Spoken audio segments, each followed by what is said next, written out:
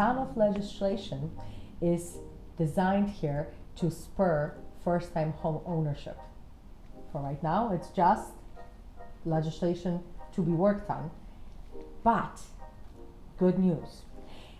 We have now something brand new called LIFT. This is to be an FHA insured mortgage that will allow for a 20-year fixed discounted interest rate to not only first-time home buyers, first generation buyers. What does it mean?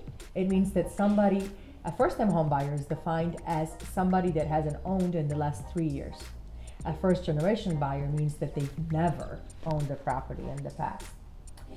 In addition to the lift, there is a proposition to help up to $50 billion worth of in down payment assistance because a lot of the legislators are saying that only with the down payment assistance and this discounted interest rate product, first-time home buyers or first-generation buyers will be coming out. Now, important to know that the 20-year fixed mortgage is designed to accumulate equity in the property faster. Payments are very similar to a 30-year loan, yet the property but the equity build up happens a lot faster. Therefore, we are making or looking to make these first-time homeowners become wealthier faster. National Association of Realtors has reported on their existing home sales for August, and these numbers came just a tiny bit better than what expectations showed.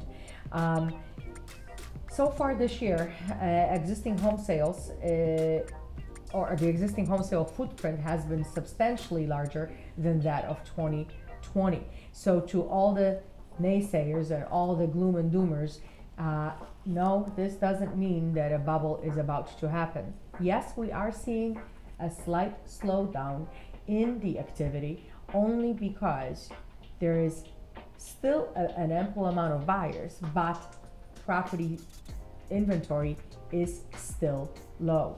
Logan Mahtashami of the Housing Wire publication says that the key to understand the housing market in 2021 and coming 2022 is to look at generational buyers. First-time home buyers and first-generation buyers are going to be the ones that are going to keep this housing market and these existing sales going for a while. His guess is 2 to 7 years. In other economic news, last week has had a plethora of reports that were reported.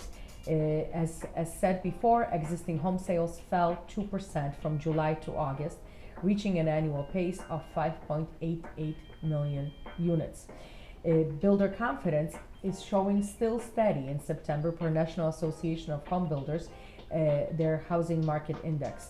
The real estate time and builder confidence shows 76 points as their confidence, and any number under 50 is an indicator of shrinking in the optimism. Housing starts, which measure the onset of construction, rose 4% in the month of August, while the single-family permits inched up by 0.6%.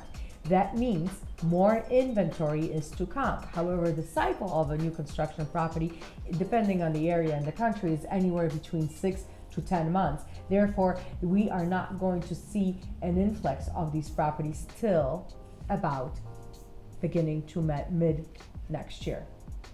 CoreLogic released their second quarter equity report, showing that equity has increased almost 30% from last year. Negative equity, so people that don't have any equity in the property or they're still upside down, decreased by 12% from the first to second quarter and 30% decrease from year to year.